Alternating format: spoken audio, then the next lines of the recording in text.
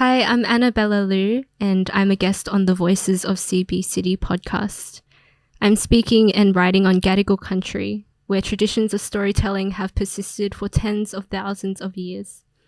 I would like to pay my respects to the traditional and continuing custodians of this place, and I'd like to extend this respect to any Indigenous listeners. May we carry this respect into our conversations today. I acknowledge that this land is unceded, and as migrants and refugees and settlers, we benefit of your care for this land. I'm drawing from Bilal Haftar when I say that it is the Indigenous care for country that provides me with the air through which I breathe my words, the sun that warms me, the water and soil that keep me alive so I can practice my own storytelling. If my acknowledgement hasn't lived up to its intentions, please know that I am open to having a conversation. I know that an acknowledgement is in and of itself has its issues, and there is much more work to be done beyond this.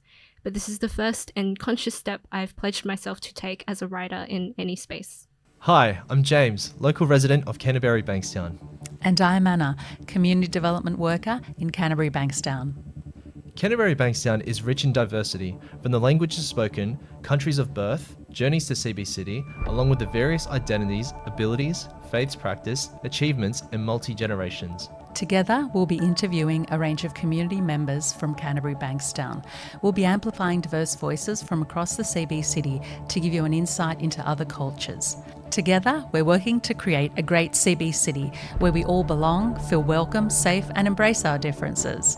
This is Voices of CBCity.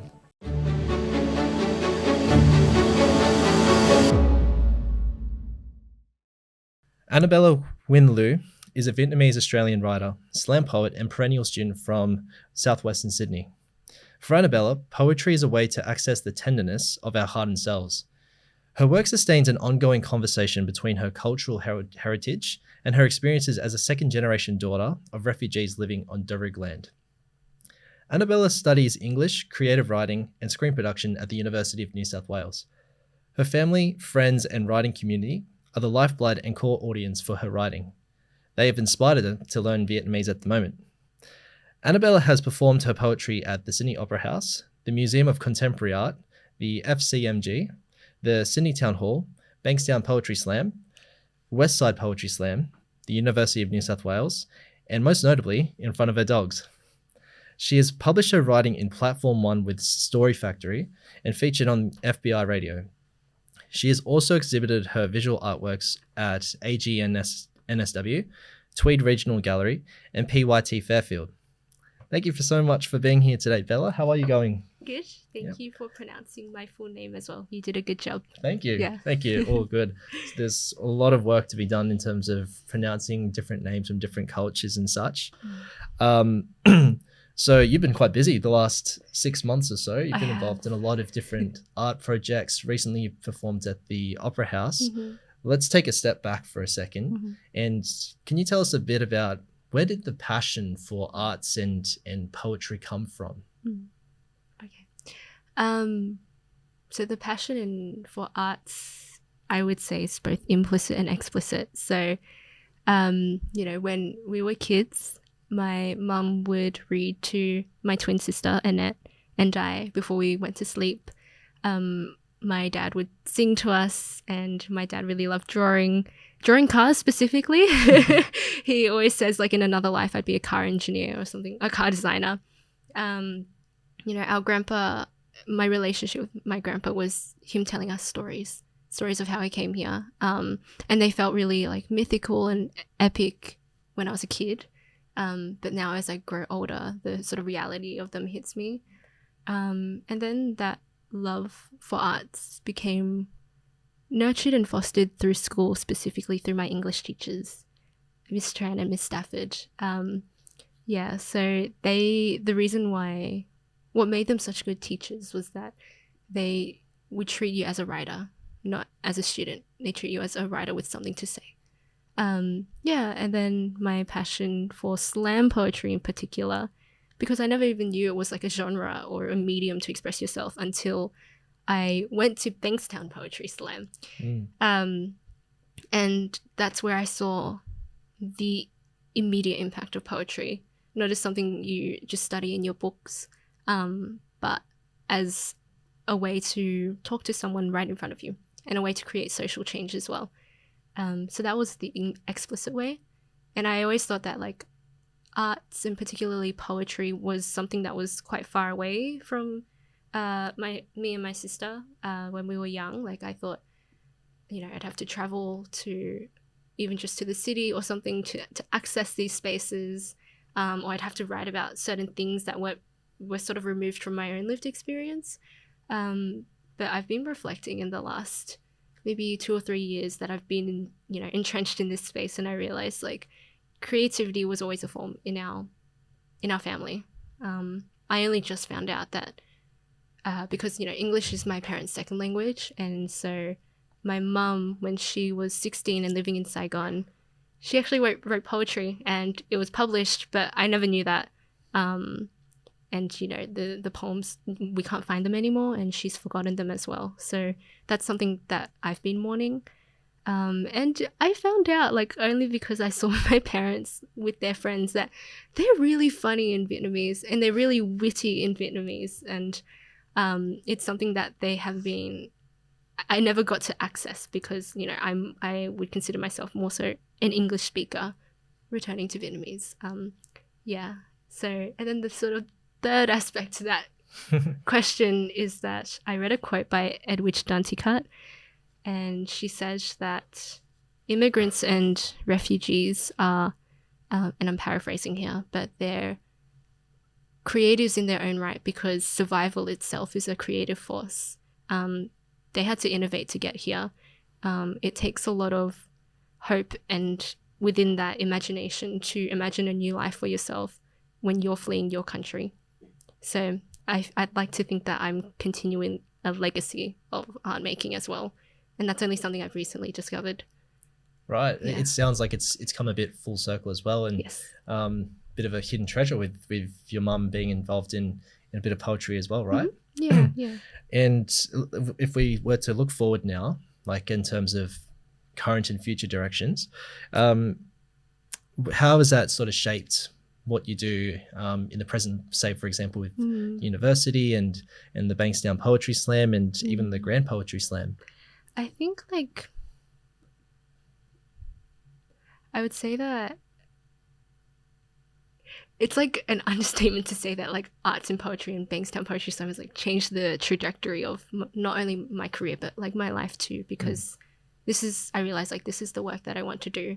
It's not like poetry isn't just like a side thing for me. It's not just like a hobby. It is a creative outlet, but it's more than that. Like there's a quote by James Baldwin. I actually wrote it down because it's an idea I carry forth with me. I'll just read it out. He says that you write in order to change the world, knowing perfectly well that you probably can't, but also knowing that literature is indispensable to the world. So the world changes according to the way people see it. And if you alter even by a millimeter the way people look at reality, then you can change it. And that's sort of my project now. So I think like writing turned from like passion to imperative, because we're seeing so much division in the world right now. And so the responsibility on us writers and artists is to step up and to be really critical of the power structures that are influencing our daily realities and our families' daily realities, but then also to remind people this is what brings us together. This is how we can participate in like a cultural exchange rather than, you know, cultural dispossession. Yeah, and in terms of like career, was that your question? You could say that, yeah. What I study at UNSW is arts and media. So my arts degree is actually a double major in English and creative writing. My media degree is a specialization in screen production. And I wasn't originally going to go down that path coming out of high school. No one tells you in high school that writing can be a career when supplemented with other things. And so originally I wanted to be a psychologist. But I realized that I'm not very good at science and data and statistics. So and numbers. Yeah, numbers. And so my twin and I, because we study the same thing because we're twins, like we took the leap of faith, and we were lucky that our parents supported us in that. And they always said, go for it. Well, actually, my mum was like, are you sure you want, like, you got a good ATAR? Are you sure you want to do English with that ATAR? And I was like, I'm sure. I wasn't 100% sure at the time, but I wanted to give her that security. Yeah. And have you always been someone that's been into the way that we use words? So, for example, you mentioned that you reference quotes a lot, and you mentioned previously that a lot of your inspiration comes from things like Tumblr and other social media platforms. Yeah. Do you think that sort of like had an influence as you were growing up and getting a bit older as well? Definitely. Like we live and breathe our language, and the thing I love about our language is that it works by association, and words out of context they're defunct, right? They're kind of useless. So words and language in themselves carry a culture, for better or for worse. And so I think I'm at a stage now where I'm realizing that our language, English language in particular, and the poet Ocean Vuong made me realize this in a poem he's got called Old Glory. And in that poem, it's a bunch of found phrases. So found phrases are like phrases you find in your everyday conversations. And it's phrases like, you killed it, you crushed it, you smashed it, and he took all of those and put them together in a poem. And it made you realize just how much violence we carry in the English language, because our language is something of possession and violence, right? And so it's something that needs to be innovated as well, because I am an English speaker. That's the paradox that I sit in. And so I think also, like, you read it out in my bio, like, I believe that poetry is a way to access this tenderness we have around certain shells that we might have created, and that comes with language too. Like, we have certain phrases where we sort of hardened our exteriors, I'm fine, etc. In brackets, not fine. Not fine, exactly. And what language does is it gives us, it empowers us, and it gives us the agency to express what we're actually feeling, and it gives us, it's our tool for honesty. And if I'm paraphrasing it correctly, they often say that the poet is the voice of the soul, or something or other. I may have got that incorrectly. And one of your largest involvements at the moment is with the Bankstown Poetry Slam. And naturally, it'd probably be better if you explained. Could you tell us about what the Bankstown Poetry Slam is, and how did you sort of come to find it as well? Yes. Okay. I hope I did this justice. Bankstown Poetry Slam. They're an arts organization, and they're all about slam poetry, which is like spoken word poetry, or it's also known as performance poetry. And every single month, usually on a Tuesday, they'll hold a poetry slam where, hundreds of people, that's not an exaggeration, I'm talking like hundreds of people get together in this one room down at the Bankstown Arts Centre. And, there's the famous BPS rug that they like to take with them everywhere they go. And the way it sort of works is that there's an open mic. So you can put your name down on the night, and it's sort of drawn from a hat. And if your name gets called, you go up to the mic and you have 3 minutes to say whatever you want, or to say your poem, as long as it's not plagiarized and hopefully not ChatGPT generated, but I don't really know anyone that would do that.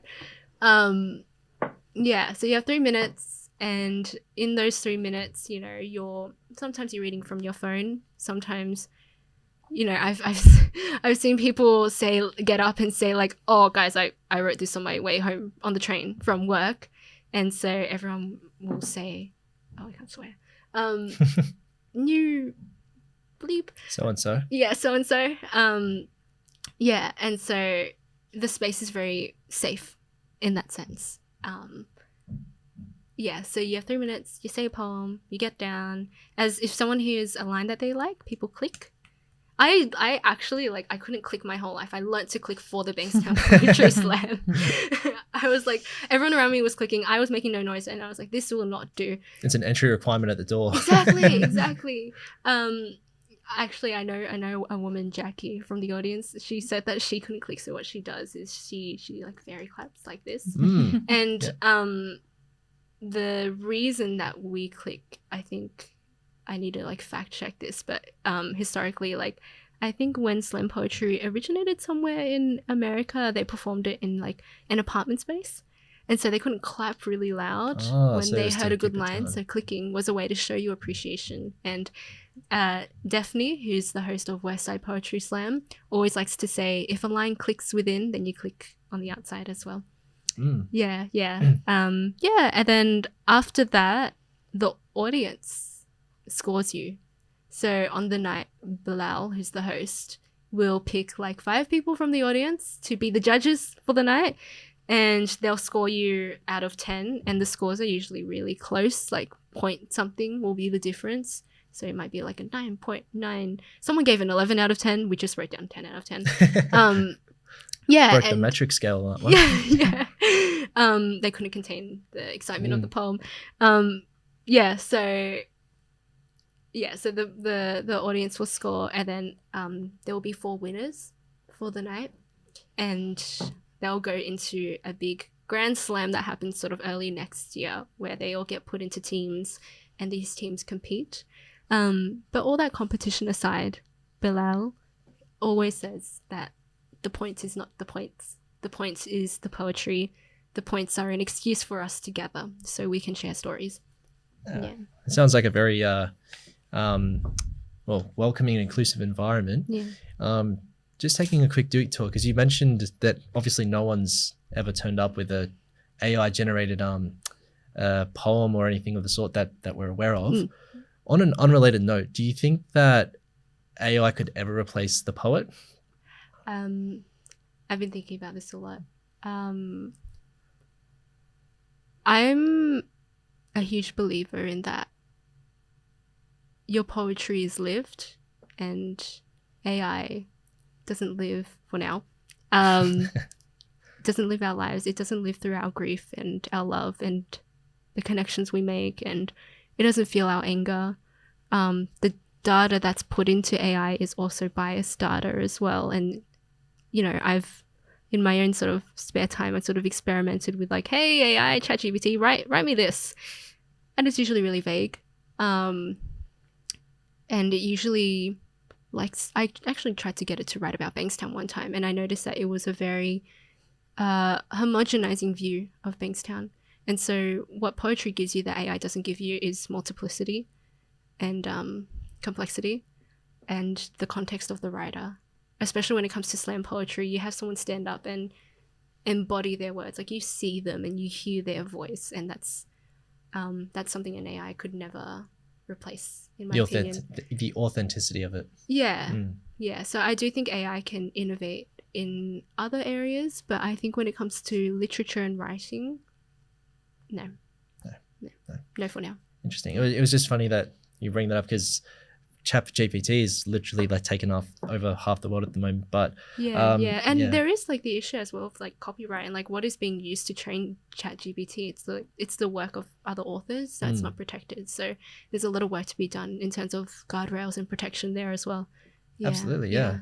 And just coming back to the Bankstown Poetry Slam, just before this interview, actually, you mentioned that different poetry slams in Sydney all have different types of audiences and such. Yeah. But what do you think the environment is like, the one in Bankstown specifically? So do you think it's one that embraces diversity and inclusion?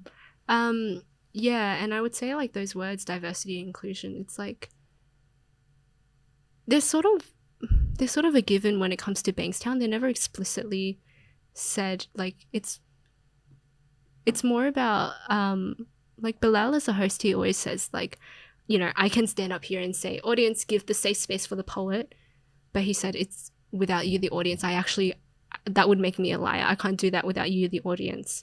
And so the reason like it is an inclusive space is because like the audience is loud. They show that they're listening to the poetry, and it doesn't matter if it's like a first-time poet who's just sort of like experimenting and trying to get the hang of it, or whether it's like an old-time friend who's been performing for years. They'll both get equal treatment. It doesn't matter if you're making them laugh or if you're being super angry and you're pouring your heart out on the stage, and I think everyone understands that. So that's where the inclusion comes in. And in terms of diversity, like our existence in Bankstown is just naturally diverse.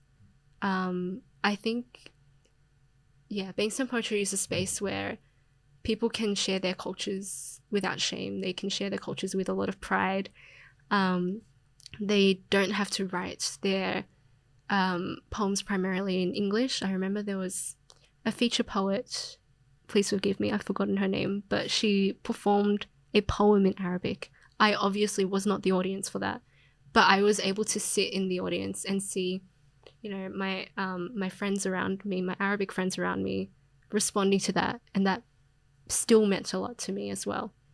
And so in terms of like the diversity in there, it doesn't necessarily mean making your culture legible to someone outside of your culture. It looks more just like welcoming multiple cultures within a space and allowing for that exchange, but also understanding that, hey, I might not be the primary audience for this poem, but it doesn't matter anyway because I'm still going to listen to you. Yeah.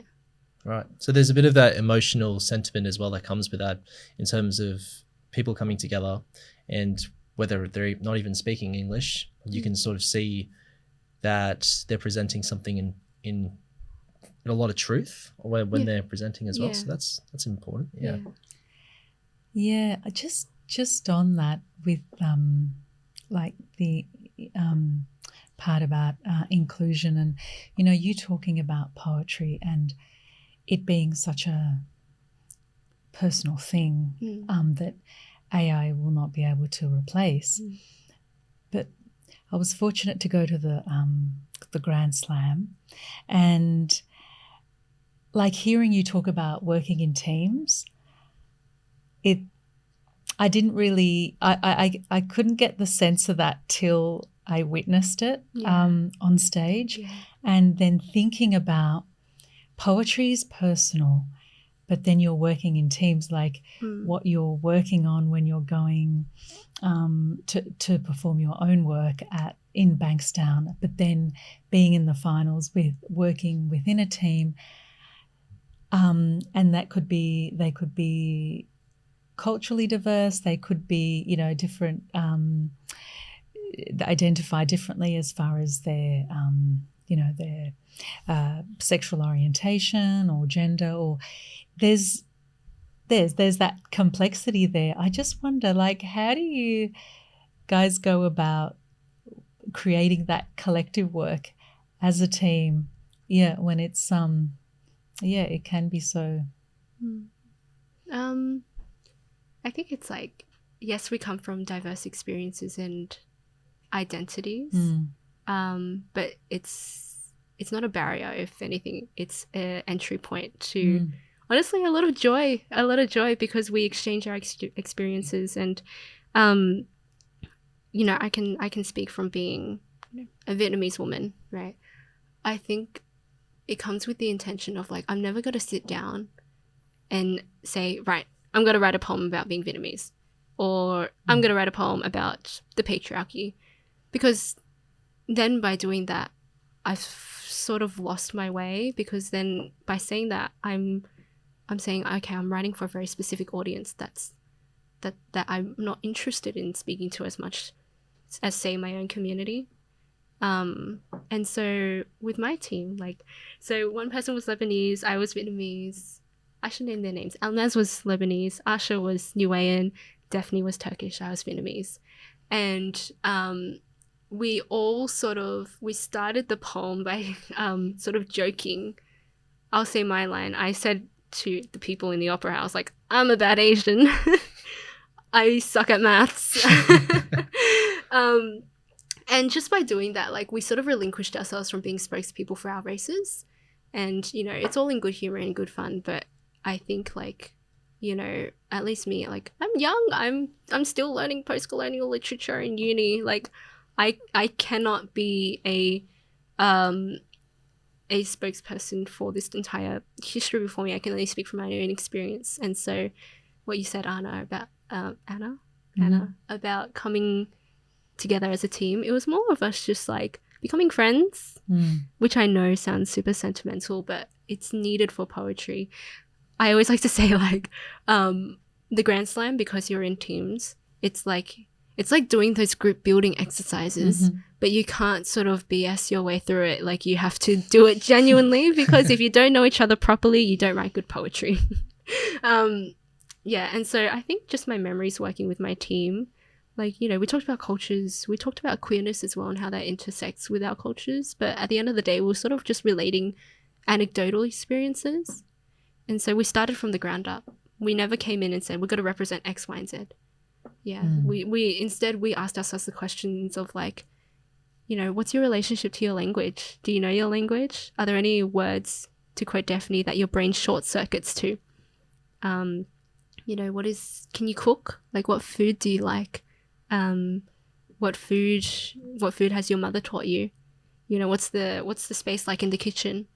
And it's really important for ourselves to ground ourselves in those sort of quotidian experiences, because yeah, coming together, like, yes, we're different, but we're also similar in so many ways. Yeah.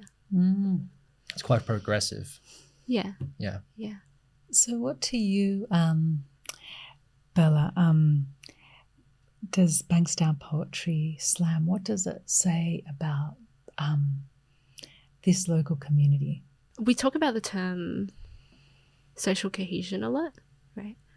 And for me, it's like social cohesion looks like, to me, having a community that is allowed to be diverse and different, to have multiple cultures exist alongside each other.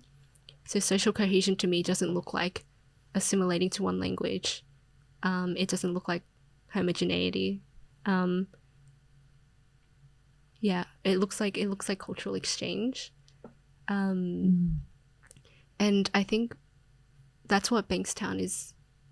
And, you know, social cohesion to me actually looks like the capacity for a community to be critical within itself as well, right? I think that's really important, and I think that's the space that Bankstown provides too.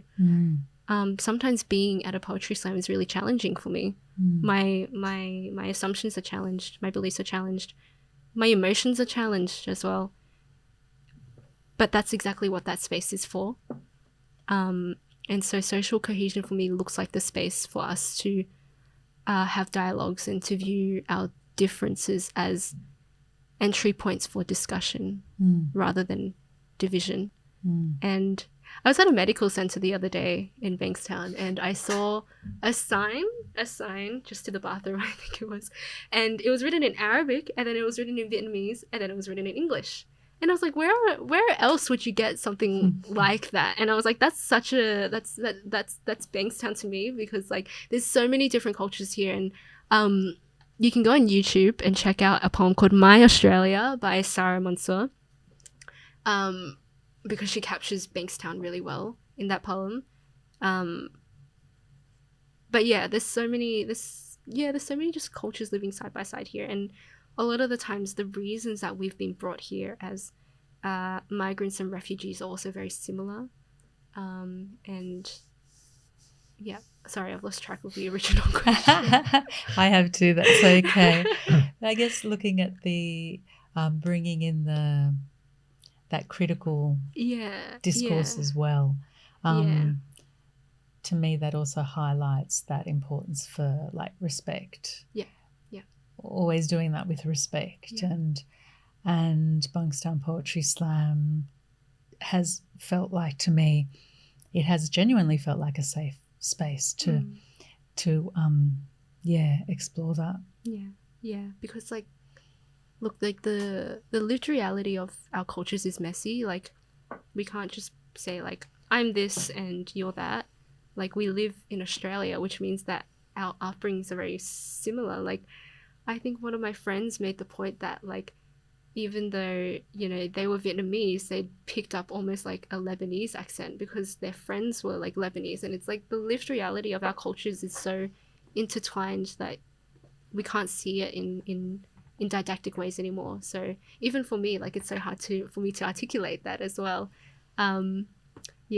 So if you want an insight into what Bankstown is all about in terms of social cohesion, yeah, go to Bankstown Poetry Slam. Catch a slam on a Tuesday night. Last Tuesday of the month, right? Usually yes, or third. I have to double check, but sometimes it varies. Yeah. Interesting.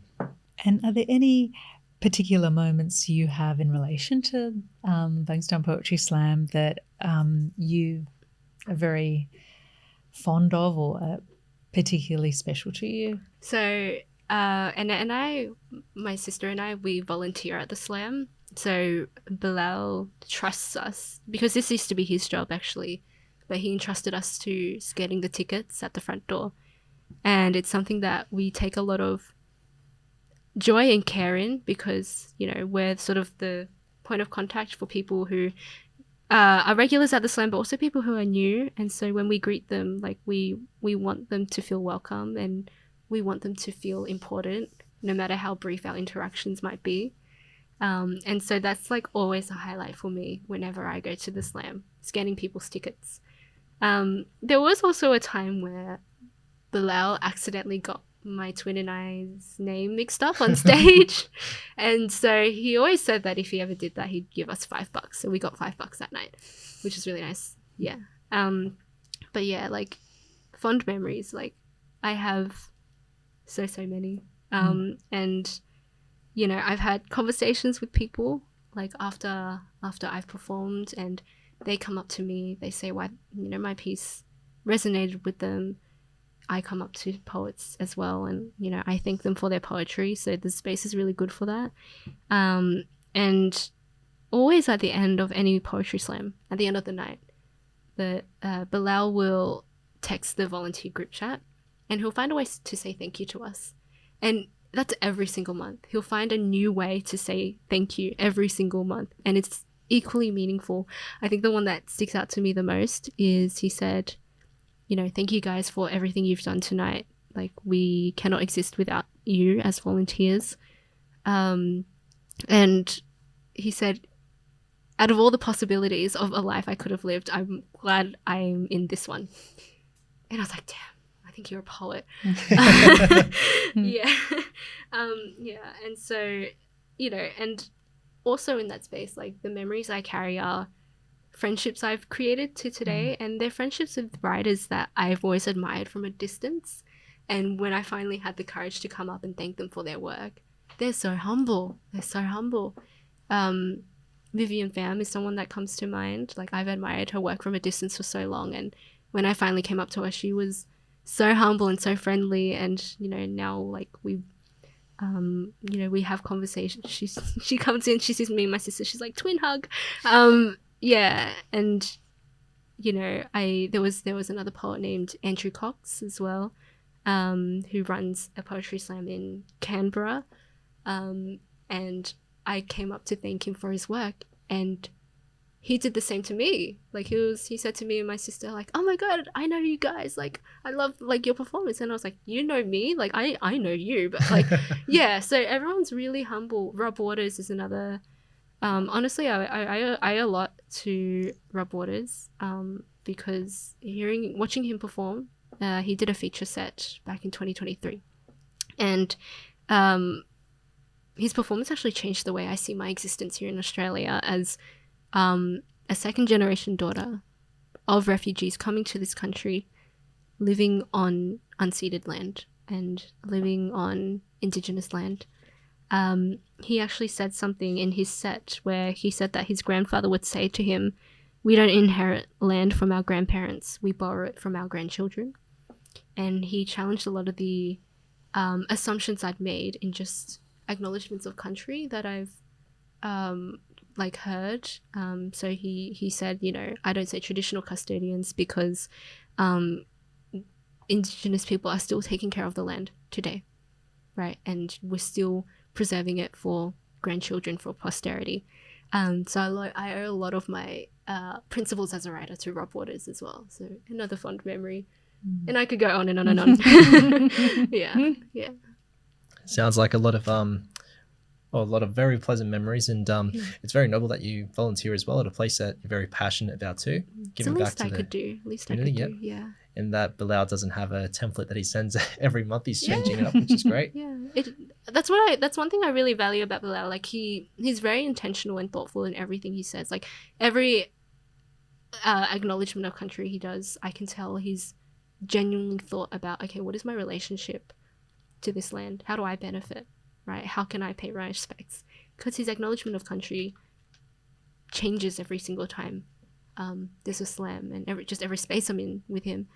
Every time he says thank you as well. So it's all these little things that, like, he's a huge role model for not only me but a lot of people in our community on how we want to carry ourselves. Yeah. I'd like to meet him one day. He seems great. like a very nice guy. Yeah.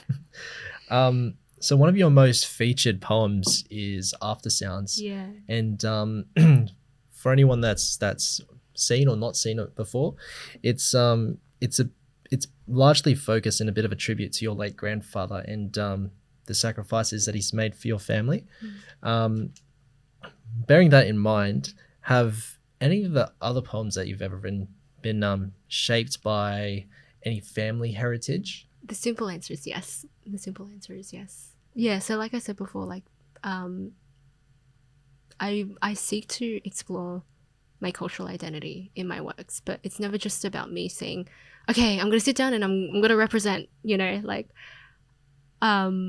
because in doing that, in having that goal of representation, there's a quote actually that I wrote down from a really great writer. Her name's Jumana Abdul, and she was writing about how, like, representation, and I'm quoting here, representation as an artistic goal serves the needs of those who require confirmation of your predetermined image, or they forget you exist. And so I used to say that I'm going to represent my cultural heritage as a writer, but I realized I started to question the bias within that goal in itself. And so for me, where I'm at now is just, I'm sort of struggling with something. There's a name for it. I think it's post-memory, where you're in a position where you're trying to remember these memories that aren't necessarily yours. They're of your parents and your grandparents, and their experiences in a country that in a way doesn't really exist anymore. And that's sort of the position I'm in right now. And so just, as of March 2025, I'm sort of in a position where I am looking to go back. I am looking to go back and interrogate my heritage, but I'm also conscious of, like, that's not the only thing I want to do as a writer. Like, I do want to write about my experiences now, and I do want to write about things that might not be autobiographical and that are fictional sometimes, but still hold emotional truth. So, so my work does explore my family's heritage, but I think, like, having that as, like, a theme or, like, a topic, I feel like I wouldn't go so far as to say that. I feel like our heritage is just a fact of our existence, and it's like a lens. It's like a gaze through which we see things, right? So I think, like, in the writer that I mentioned before, Jumana Abdul. So this is coming from an essay. I think it was Manifesto. Can't fully remember the name, but if you search her name online, I think it was like Manifesto for an ethnic writer, along those lines. And she had a similar example of, like, well, if you're a woman, being a woman is a fact of your existence, and it just irradiates and permeates everything you do. It's not something that it's like a topic for you to write about. And it's so she said that writing, say, a story about patriarchy is a lot more limiting than all the other possible stories and imaginations you could have as just someone who's writing through a female gaze. Yeah.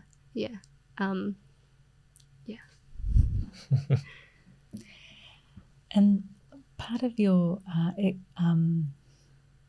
maybe interest and exploration of your culture, I understand you're learning the Vietnamese language am. formally. Yeah.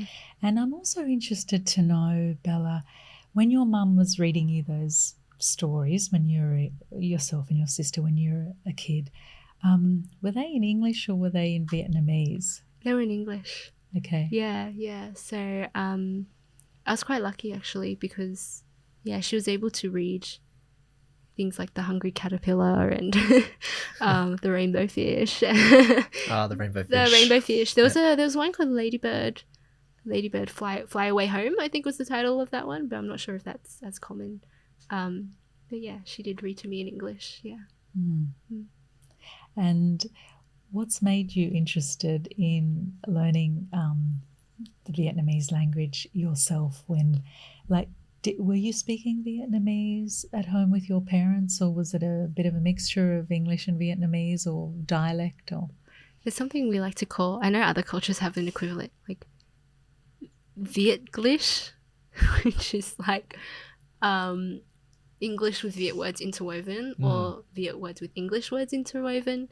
So that's really common, and my older sister is a better Vietnamese speaker than I am, but we use that a lot with our grandparents because our grandparents spoke even less English. But for me, like, I forget sometimes that Vietnamese was my first language, because I spoke it as a child, and then I went to school, and I was raised on an English syllabus with English texts. And so in doing that, I did lose a bit of my language, and it got to a point, and I didn't realize at 5 years old, or, I didn't realize how important it was to keep speaking it, so I didn't. Other than at school, if like it was almost almost like a secret language between my sister and I, if we wanted to like say something, because no one else around us would speak Vietnamese. Different story for high school. So it got to a point where in my house, my parents speak Viet, we answer in English, and there's a lot lost there. Were your parents encouraging you to answer back in Vietnamese or have the discussions? No, I think they didn't want to put the pressure on us to do so, because we're studying in English. They never. I wish we did speak Vietnamese to them, but I also I would never blame them. The onus was not on them to encourage that, because they come here, they want good lives for us, they want us to learn the language and excel in that language. And so nowadays, now that I understand, a language carries a culture. You learn a language, you learn a culture. And me as a writer as well, now that I have that understanding of just how important our language is, now I'm going back and I'm learning Vietnamese from a book that was recommended to me by Vivian Pham, and it's just called Vietnamese Grammar for English Learners by Tri Chan, and it's great. It teaches you Vietnamese, but through different points of culture. So right now I'm learning the alphabet, but the chapter itself is on geography, so it teaches you words associated with geography. In Viet, the word for country is Nuc, which translates to water. I asked what Nuc, where are you from, what water are you from, which is really interesting. And then so I'm learning the diacritics, the accents as well. And then next chapter, I don't know what, well, I'm not there yet, so but I know that it goes through history and then through food, so I love that structure. It's really fun to learn, and it makes me feel closer to my parents. Because there's an unaccessed side of me, so it feels really good to re-access that. And I know the common saying goes, I've lost my culture, which I think a lot of second, third, fourth generation kids will say, but I don't think it's so much as lost as it is just faint. Our cultures are always inside of us. Mine might have dimmed over the years, but now I'm sort of pulling it back out, and it feels good. Yeah. Rediscovery. Yeah, I'm rediscovering it. Yeah, I think a lot of the times when we grow up in well, not necessarily Australian households, but Australian culture. Sometimes as someone that's half Asian, when you see Australian people, they see the Asian side of you. When you meet Asian people, they see the Aussie side of you. Yeah. So sometimes,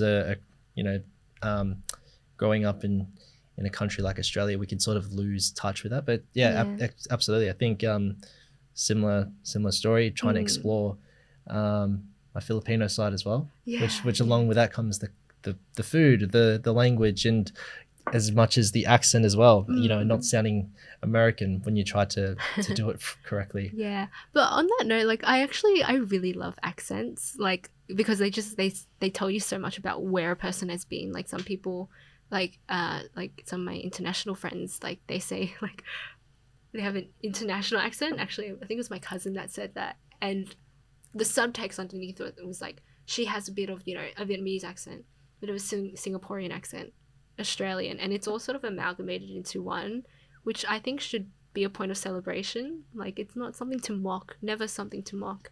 But in terms of like reconnecting with my culture, there was a lot of mental work to be done there. Like there's a lot of stuff to unlearn, a lot of internalized racism, I would say. Like when you've lived your life having your culture sort of diminished or made to feel small or made to feel unimportant or peripheral, right? First and foremost, you're Australian, then you're Vietnamese. There was a lot of work for me to get to a point where I didn't feel guilty for including Vietnamese words, food in my own writing. There's a lot of work for me to say, like, just to give myself permission to do that without the guilt that comes with it. And also releasing myself from the question of authenticity. Am I this enough? Like, am I Filipino enough? Am I Vietnamese enough? It's not a useful question anymore. If you're Filipino, you're Filipino. If I'm Viet, I'm Viet, right? So I'm also skeptical of questions of authenticity, and I've sort of released myself from that too, because where's that gonna get me? And do you think that as for people that don't know Vietnamese, Filipino, Chinese, like any kind of Asian culture, especially as a second generation person, do you think there's any misconceptualizations about how people view second generation individuals? I feel like I could go into all of the tropes and the stereotypes that are associated with Vietnamese people, but I don't know. I feel like it's more important just to turn inwards and just like show people what you're all about, and hopefully that will just combat the other narratives that are against you. So like, yes, there are misconceptions, but I probably won't go into those today. The only one I will go into though is the misconceptions of like artists and writers, political leaders, sometimes even being like voice for a voiceless. I think that's a phrase I've seen around a lot. And one of my favorite, another Viet writer I look up to a lot, he's based in America. His name is Viet Thanh Nguyen. He's equally skeptical of that term, voice for voiceless, because it assumes that your community can't speak, and it assumes that, okay, here's one person that we'll sort of use as our access point. But the power of like cultural exchange and multiculturalism is the idea of narrative plenitude as opposed to narrative scarcity. That's coming from Viet Thanh Nguyen, those phrases, those terms. And so that's what BPS is really good at as well, narrative plenitude, right? Having so many voices and stories. Doesn't matter if, someone's talking about food, another person talks about food. It doesn't matter, because there's nuances to be uncovered when you have just the sheer amount of voices coming through. And also, like Viet people are really loud. Like, just we're loud.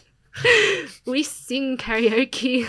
Like we yell at each other sometimes, but it doesn't mean we're actually fighting. Like, so we're loud. So listen, there's no such thing as a voice for a voiceless. That phrase sort of instead indicates that we need to be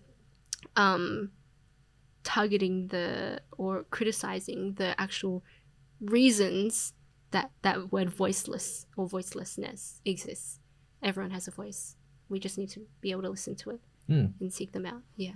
Interesting. Yeah. Bella, I'm interested in like if you're at a point where you're looking into the future, obviously poetry writing is very important to you, but you're also in the thick of studying different media productions and techniques and stuff. So do you have any sense of where you might go with your interest in writing or media or art forms, at least in the next little while? It's a really good question, Anna. I can answer for the short term. For the long term, I don't know where it will take me, and I think that's a good thing. The short term, though, like the values that we're building is, it's funny because so I study English literature at a tertiary institution, right? And so we study all these big terms, like we study terms like like allyship and colonialism and displacement and post-colonial literatures, right? And we have all these big terms, but when it comes to applying them in our lived realities, like we still see a gap there, right? And so that's the work that I want to do, and that's what BPS has taught me. Like poetry is very present. It's very in tune with our present and our world. Also, we just finished like filming and producing a series for Bankstown Poetry, a video series that we shot at Cabramatta Library, and it's called Behind the Poem. Do you guys know Genius Lyrics? So it's like Genius Lyrics but for poetry. So we got some poets to come into the space and explain the lines behind their poems, and just doing that, and you can find the videos on like Bankstown Poetry's YouTube channel.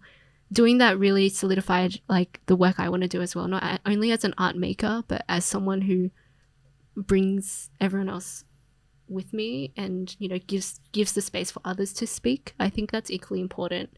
I'm very aware of like what writing can do to your ego and self-importance, so I think it's really important for me to part of my work anyway, to give space. Like I remember, you know, Osama's video, you can find it on YouTube.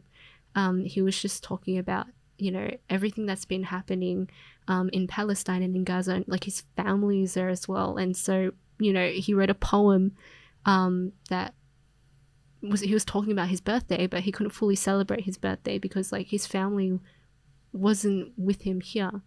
They were struggling with losing their home. And so that was, and I remember thinking to myself as he was saying that in the studio, I was like, this is the work I want to do. Let people like Osama speak, and show everyone like he's got so many things to say. And that goes for everyone we had on the show. And that's sort of like what you guys are doing now as well, right? So I think, yeah, we can relate in that sense. Short term, and also finish my degree. get a pass. Well, I aim higher for it, but get through it. yeah, and keep working. So I'm an English tutor as well, and I love bonding with students and seeing their voices come to light because they're really young, and that's also part of the work I want to do. So like, yeah, the work I want to do looks like it's going down multiple avenues. And I think that's very natural, like when you're in the arts sector as well, you do multiple things. And tell me if you can add to this point. I know you've touched on it earlier. Poetry and arts being a way of building social cohesion in communities. Do you want to talk a little about that? Yeah, so the thing I'll say about like poetry, especially for people that are listening and think like poetry's not for me. Like I didn't get Shakespeare in high school. I didn't either. Like I would say that one thing, a point I forgot to mention before is like BPS, because the audience are the judges and they give the scores. And I mentioned this to you, James, like a poetry slam is very democratic in that sense, in that if the audience doesn't get it, it's not going to score well, right? So you can't be esoteric, you can't isolate people in your poetry. People have to get it. And in terms of like social cohesion, there's a lot of humor that comes from the poems at Bankstown as well. And I think that humor is something special because it's contextual and it's rooted in locality. So a lot of people will joke like burnouts in Greenacre or acai in Guildford. Yeah, and see, he laughed, right? Because you got it. You're a resident relatable. here. It's relatable. And so I love how the humor there is inclusive because it's rooted in our context here in Bankstown, right? There's like our neighbors are artists here, and you know, people serving us here. Like we don't, the art scene is thriving right now. So what I'd say to people that are skeptical, come to BPS. And Annette always likes to say that we live poetry before we write it, right? Poetry is our lives, right? Poetry is access, right? It should be access. It shouldn't be used to exclude or make someone feel small. It should make someone feel like their life is important and large, and the things that they go through are important, and the struggles that they go through are important as well. And you know, poetry is agency in that we can express ourselves. And there's a quote from one of my favorite poets, Ocean Vuong, that I'll read out because he said it really well. He said that poetry not only reminds us that we're human, but it helps us ensure that we don't forget what it means to be so. Yeah, especially in systems that like to treat us like we're working machines that can do things 24/7. Yeah. You're quite analytic with the quotes and in particular things that you write down. Quotes. It's very observant.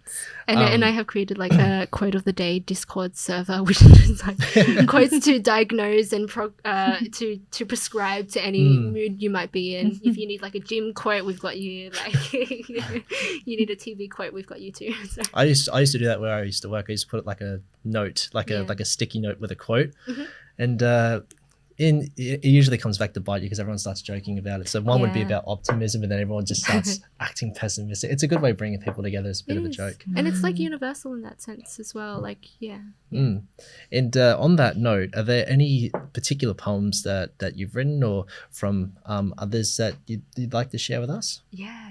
In terms of like sharing, there's so many about Bankstown. So there's one by Annette called Ode to Bankstown. There was one performed by a team called, this is the best name, Halal Collab, at the 2024 Bankstown Poetry Slam, and they read a poem called The Area. There's a bunch of jokes in there. That's really great. Sara Mansour's My Australia is also a really good poem. Bilal's debut poetry collection, An Army of Light. Jihad's poem To Love in Arabic. I really love that poem because it's sort of To Love in Arabic is Jihad going through all these terms in Arabic that he and his family used to express love to each other. So one word he taught me was ayuni, which translates roughly to like my eyes, so I see the world through you. And yeah, that poem's really great because it asks like, you know, without all of our anger, without all this resistance in us, like who are we? What do we want to write about? And his poem is a gateway to showing that there is an entire culture dedicated to expressing love that we need to celebrate. In terms of, I have a poem I can share if we have time today. Sure. Okay, so this is a poem called Coffee Ages, and I'll just read the ending because it's a very long poem. And it's about to be published with the DVAN, Diasporic Vietnamese Artist Network. And it's a poem that I actually wrote for my dad, who said to me, Bella, I'm illiterate. Poetry's not for me. I just read the news. And so I wrote a poem for him to show him that he's my audience. So this is the ending of Coffee Ages. Lately, I've got a lot on my plate, but I'll never worry about going hungry. You made sure of it, Dad. Stored a Tupperware container of gold coins in the cupboard in case we wanted to purchase from the canteen. Our milk crates aren't chairs, but storage baskets for our birth certificates. On Tuesday morning, we gift you a Breville machine, the fancy one that the baristas use. Haggled with the Viet guy at Bing Lee to get 30% off, but you could have shaved off more. The machine grinds the beans. All you must do is load the ammunition. Crush. Pulverize. Whole, the beans are imprisoned in their own shells. broken, they are aromatic. Compress, extract. Should vulnerability feel this violent? By the time I've sipped away the white's froth, my coffee is sepia in the stream of sunlight. The kind of sepia that saturates old photos, that colours your earliest memory in Australia. We lived in Burwood when we got here, you narrate. Rent was $60 a week, your gong made $100. When Gong met the landlady, he saw, for the first time, blue eyes, and blonde hair. He said, "Everyone here looks like colour television. We've been transported into the future." Gong's story barely escapes your sepia breath, and I barely escape myself. Lately, I've been dreaming in sepia because my colour restoration of the past could never pass the test of time. I can be careless in practice, but not you. You tamp as if you were toiling the garden, collect the grounds into a container for compost because you can't bear the thought of loss. Not a grain, not a ground. All life is precious. You brew the coffee, watch the water pass through the granules. You've been there before. Squashed in a makeshift container, you dreamed of passing through the water, only to have it pass through you. Came out soaking, called it surviving. Lately, I've confused my memories with my what-ifs. What if it wasn't war that brought you here? What if it was the what-ifs that never became the what is? It seems that your secret to making love out of nothing at all, that's a song, is to expect nothing at all. Love, you say, is unconditional. And after all that pummel, grind, pressure, extraction, you pour a blobby heart, watch it wobble, and say, "Isn't it pretty?" That's a beautiful poem, and it's a beautiful tribute to your father as well. Yeah. Were you able to show it to him? Yeah, I performed it in front of him at Fairfield Gallery, and he cried. The man does not cry, but he cried. And because he wasn't expecting me to perform and write something for him. And one of his favorite songs is Air Supply, Making Love Out of Nothing at All. And he's like, "Wow, you wove it into, like, you're kind of good at this, like, poetry thing. Like, that was clever what you did with the song and the lyrics." And you know, you mentioned IGA, like, he's a store manager at an IGA. He's been there for 20 years. So I put that into the poem too. And it's like, there's something just so powerful and special about seeing our homes reflected in poetry, and it's deemed literary. Yeah, and it sounds like you started to notice your talents as well through that. Yeah. What do you think? Well, thank you so much, for sharing, your love of poetry and writing and sharing the poem. Yeah, thanks for your time today. Yeah, thank you so much for joining us and sharing that piece of the poem as well. It's absolutely gorgeous, and I love the small nuances it has with coffee and just the simple things in life as well that I think we tend to maybe overlook sometimes. Thank you for listening to my poem. And like we say, safe spaces are created. So that's in huge part to you guys too. Well, good. Thank you so much. Thank you. Thank you. To check out more episodes of Voices of CBCity, more information, or our disclaimers, check out our website, cb.city/Voices of CBCity. The Voices of CBCity podcast is hosted by James Brown and Anna Sotoma, produced by Renee Trainer and edited by the City of Canterbury Bankstown. This project is funded by the New South Wales Government through the New South Wales Social Cohesion Grants for Local Government and led by the City of Canterbury Bankstown. Don't forget to subscribe to Voices of CBCity on your favourite podcast platform so you don't miss our other interviews with local CBCity community members and hear their stories. To finish off Voices of CBCity today, we'll be featuring a different kind of voice of CBCity, poets from the Bankstown Poetry Slam. Bankstown Poetry Slam is an award-winning community platform which empowers people to express themselves through spoken word poetry. Monthly poetry slams usually take place on the last Tuesday of every month at Bankstown Arts Centre. A lot of the poems highlight social cohesion and a sense of belonging. You can check out some of the amazing talent at Bankstown Poetry Slam's YouTube channel, but for today, we hope you enjoy My Australia by Sara Mansour. When people ask me where I'm from, I tell them Punch Bowl. More often than not, they smile and reply, no, where are you from? I sigh, roll my eyes in an explanatory tone, say, Punch Bowl? You know, it's near Bankstown, the city where mouths do not ebb the flow of welcome in over 60 different tongues, where over 100 nationalities are housed under one postcode. This is my ode to the only place I know where no one is told to go back because everyone understands. This is my ode to home. My Australia is walking through the streets of Punch Bowl with the smell of freshly roasted Lebanese coffee kissing the Asian bakeries good morning. The eucalyptus towers overhead and the frangipani scent my breath as we sing the unofficial national anthem. I come from a land down under, living from beat to beat, bumping down the streets with Tupac on our tongues, and we're headed for the beach. Water, so unapologetically salty to the eyes, but we take it in our stride, remembering all the lessons at Greenacre Pool and at school when Cronulla hit high tide. My Australia is barbecues, or as my dad still says, barbecue, meat sizzling on the fire, homemade tabbouleh and tomato sauce, pavlova cake and knefe, the perfect cultural dichotomy, and it's not hard to see. No matter our creed, we always rep our team. #WanderersFC. This country will never be tainted by cafe sieges. We will always ride together from the mountains where the bushfires rage. We stand together down to the shore where the lifesavers age under that great southern sun. My Australia is one where women wear their saris and their colourful hijabs proudly. Men don sweat-stained collars like war badges.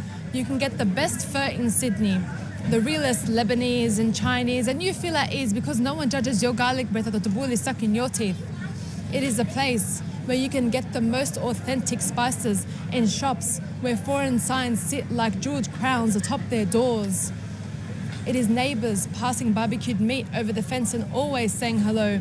It is all the stoic traditions. It is stoic. A community that's been hardened by media headlines. It is targeted, it is judged, it is 3 a.m. sirens and perceived thugs. But it is also where the call to prayer gently interludes with the ringing of church bells. It is coexistence, artistic resistance like the Four Elements Youth Hip Hop Festival and the largest poetry slam in the country. It is my dad's voice, 25 years on, accent thick with resilience, warm like an autumn breeze, smelling of petrol and truck smoke and all the forgotten things, all the za'atar and the tahini and the crushed petals that were once dreams, saying to me, we are lucky. It's not perfect, but it's home. It will never be perfect, but it will always be home. My Australia is home when the rest of the world says no.